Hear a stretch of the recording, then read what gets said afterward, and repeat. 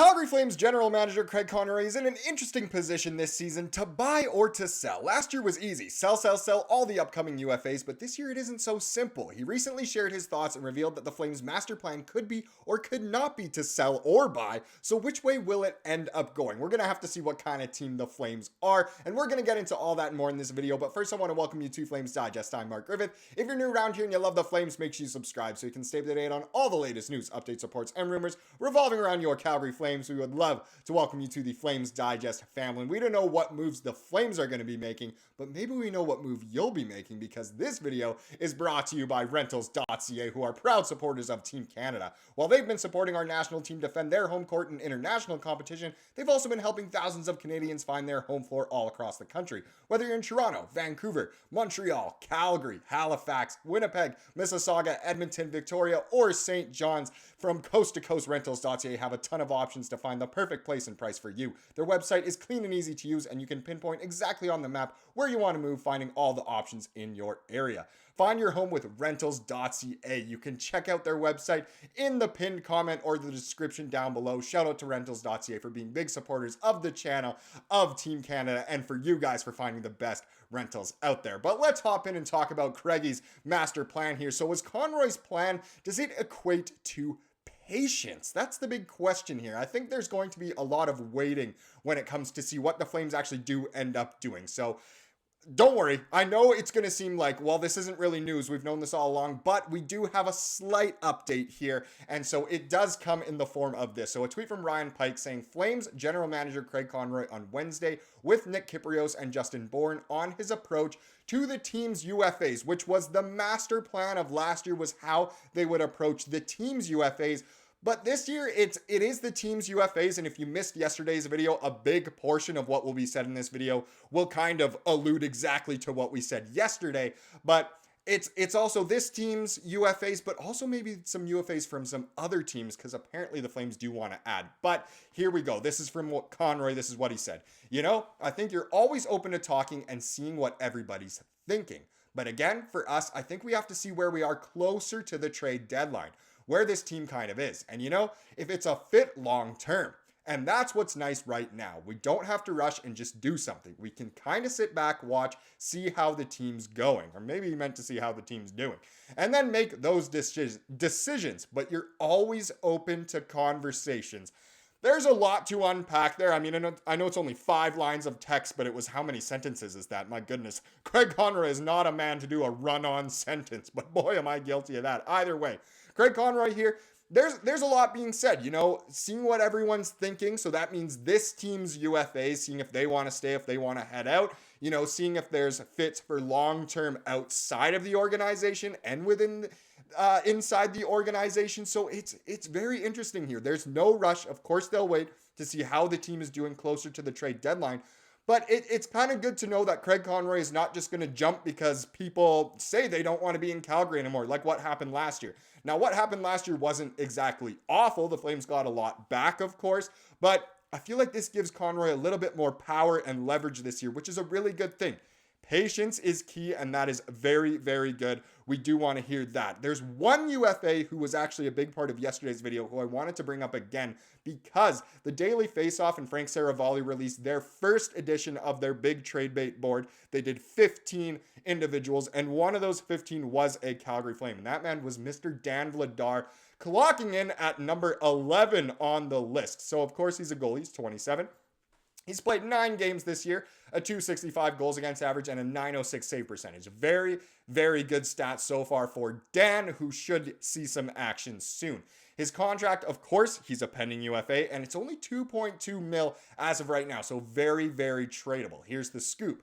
Very quietly, 23-year-old Dustin Wolf has entered the Calder Trophy conversation. It's not quiet in the land of the Flames. We know that all too well, let alone Vezina conversation, which I'll get to later in this video. And third goaltender Devin Cooley has been, well, on fire with a sterling .953 save percentage for the AHL's Wranglers. That could be a little bit different based off last night's game, but still. That leaves Vladar as the obvious trade piece now in the final year of his deal before becoming a free agent.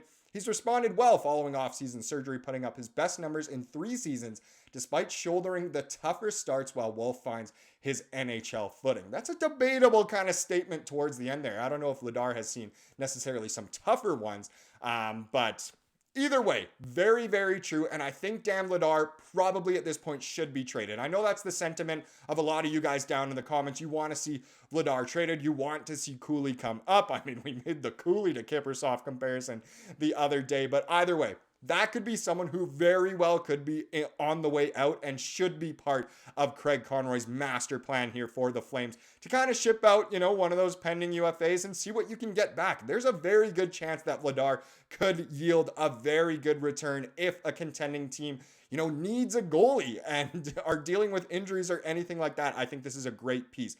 There's one thing that I wanted the Flames to maybe take a look at. Well, not really, and you'll see in a second, but the thing that the Flames are after in free agency, sort of, or that they're trying to target at the trade deadline, I should more so say, is a center. And there weren't really any in this top 15 at all, except for number 2, which is Yanni Gourde. Does this fit into the master plan? Not really at all, but I still wanted to know your guys' thoughts down in the comments. So Yanni Gourde, he is a center. He is 32 years old, though, and he's not doing too hot. The Flames can obviously bring on that contract. So in a way, if Seattle's in, a bit of a bind here, that could be some leverage, but I don't see Gourde as a fit for the future, but I just wanted to bring him up because he is, the one center on this list so far. Honestly, most of the players on the trade bait board right now, the top 15, were pretty much all defensemen. And as you can guess, there are lots of Penguins and Predators in there. You can go in and read about how his production is down, but he could still be a fit, blah, blah, blah. I think he'll more so be a piece that a contending team will add, but who knows? If Wolf continues to play this way, maybe we will be contenders. But either way, that was pretty much the only center, and I don't know if he'll be part of it. But again, I want to know your thoughts down below, which does take us into tonight's game, which should be an absolute doozy. The Flames once again playing at home and once again are playing against a team from New York. This time it is the original 6-1, though. They are playing the Rangers. That one goes at 7 p.m. I know they're still trying to sell lots of tickets, so if you're trying to go, you should definitely go. It should be very, very exciting. One thing to note for sure here, if I press the right button, is this. As expected, Dustin Wolf gets his 3rd straight start tonight. Well earned, and with a pretty busy schedule ahead, it's clear that Vladar will get to start Saturday. Well, who knows? I mean, he most definitely will, but if Wolf plays really well again, you never know. Tonight is the 10th Flames game in November. Dustin Wolf will be starting his 6th game of the month, so the starts are definitely leaning towards Wolf. Go with the hot hand, get him that development, and he is playing exceptional. A lot of people are saying, he's in the Calder conversation, which is absolutely true, but how about the Vezina conversation? Look at this. The highest save percentage this season of goalies to play a minimum of 10 games played. Obviously, in top spot, you get Stolars from the Leafs. What an acquisition that was. You see Philip Gustafsson doing really well with Minnesota. Ottawa never should have got rid of him. What an awful trade. And then Wolfie, 3rd.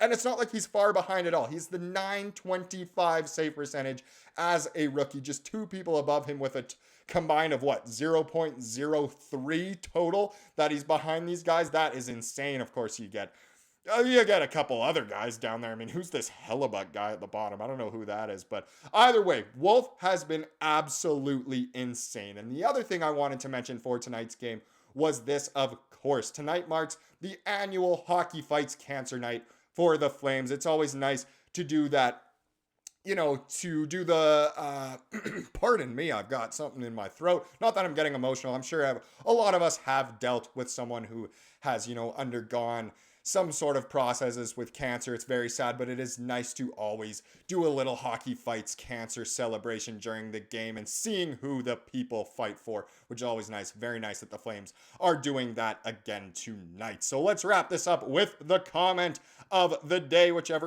it's everyone's favorite part of the video, and we had to go back to Mr. Colin Kruzanusti, who said here, besides Wolf's stellar play, it was a pretty frustrating 50 minutes of hockey. Of course, he's referring to the Islanders game a couple nights ago. I don't know if it was the players that wasn't feeling it, or if the coaching staff didn't prepare them for the Islanders' boring style of trap hockey. Either way, 2 points is 2 points. And it is true. It was a boring game for most of it. Of course, the Flames turned it on towards the end again, which they seem to love to do. And you know what? You're right. 2 points is 2 points. Thank you so much for watching this video. Please subscribe like we saw here today and have a wonderful rest of your day.